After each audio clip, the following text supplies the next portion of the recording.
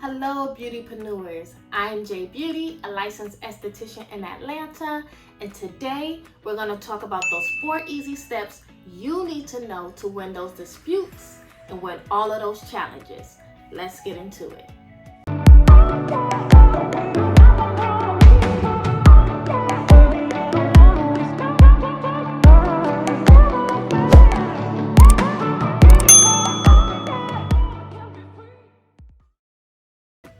Number 1, every beautypreneur, whether you do lashes, microblading, hair, whatever it is, you need a booking site, okay?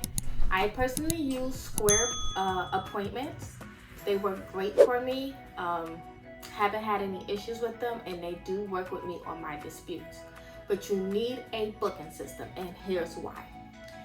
You need to be able to have a client profile where you insert all of their information, okay, you guys? So we need the client's name, address, birth date, and email address as well. So when a client books online, they usually only put the general information, which is their name, phone number, email address, but you need those addresses and all of that. You guys, it's gonna save you, okay? Make sure you have that. Also, on your booking site, there should be a point where you get to insert your policy. So your policy needs to be in a clause so that every time they book their appointment, they have to agree to your policy. You also need to put your policy on all your social medias, whether it's a highlight or on your main page.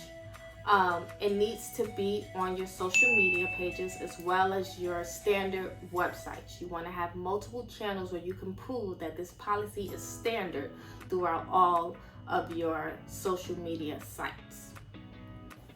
Number 2, you must have a consent form. Each client that first visits you needs to sign off for those procedures. If you do multiple procedures, you can have a consent form that details every procedure you do and have them mark off just in case they decide to do different services, or you can have separate ones, but they need to be filled out before you perform any client's services that you provide, okay?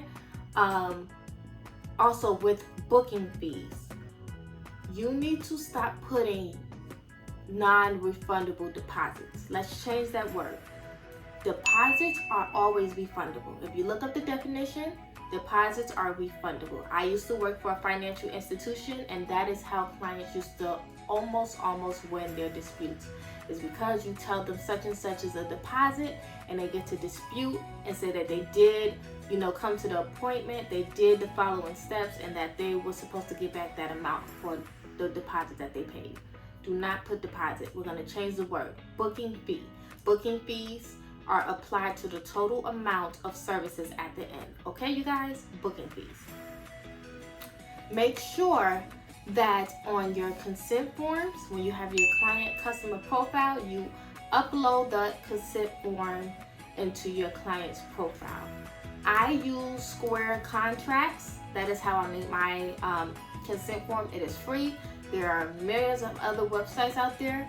There's also one called Jhay forms that is free up to a certain amount. They are really good as well, so you can use that system.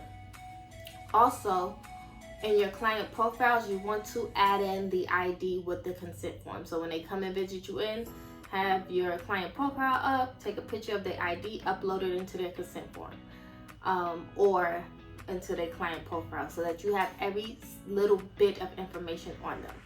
And then 9 times out of 10, when they see that you have all of that information, it will discourage them from disputing or submitting any type of fraud claims. Okay, you guys?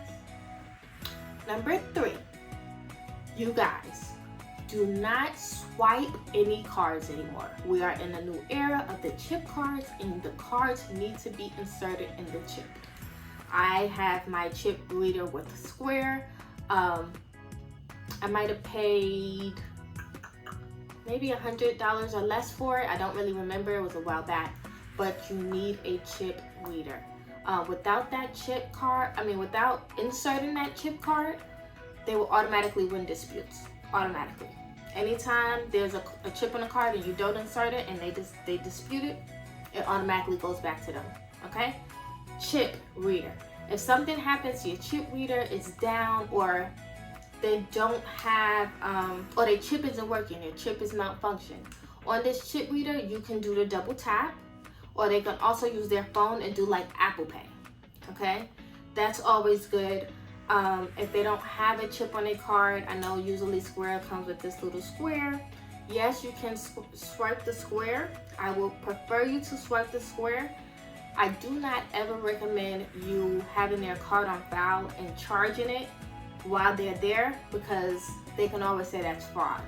The only time you want to charge a card that's on file is if you have a certain policy and they do a no-show or cancellation, and you can prove that.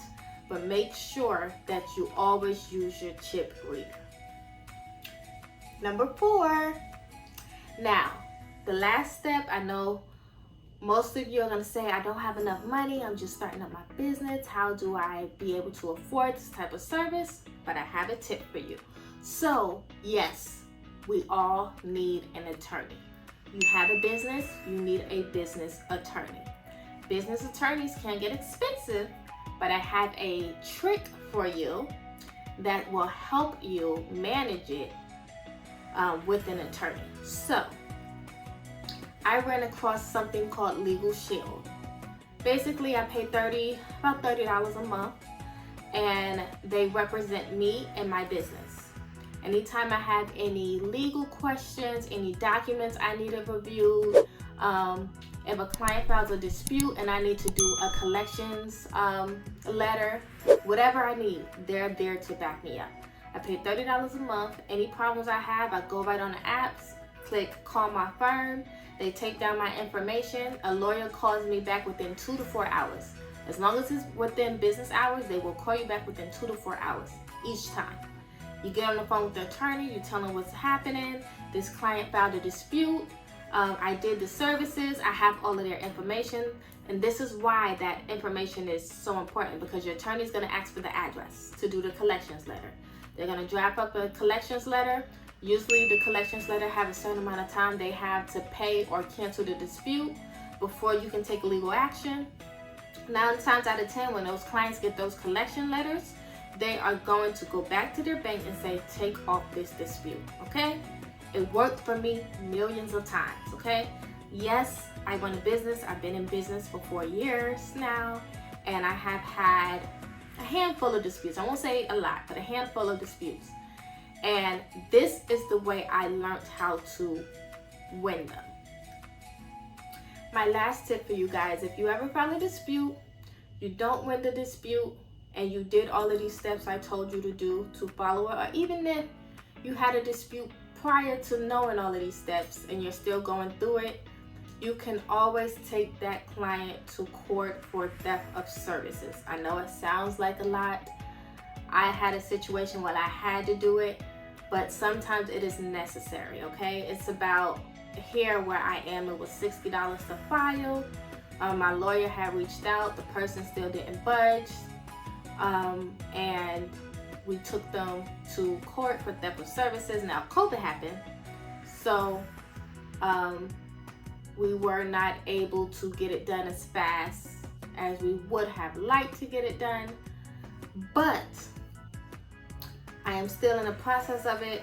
It was only $60, but to me, that was worth it for the amount of money and time that I've worked on this client. So you do have multiple options, but I'm telling you, if you follow these 4 simple steps I have with every client, when you get a dispute, you will win, because you will have all the documents and information you need to submit to the disputes to say, hey, this client came, got a service, provided it, whether they liked it or not, they still have to pay. Okay? All right, you guys, I am Jhay Beauty, a licensed esthetician, and I want to thank you for watching my channel. Make sure that you like, comment, and subscribe. Also hit that bell notification so you can get an alert every time I post a video.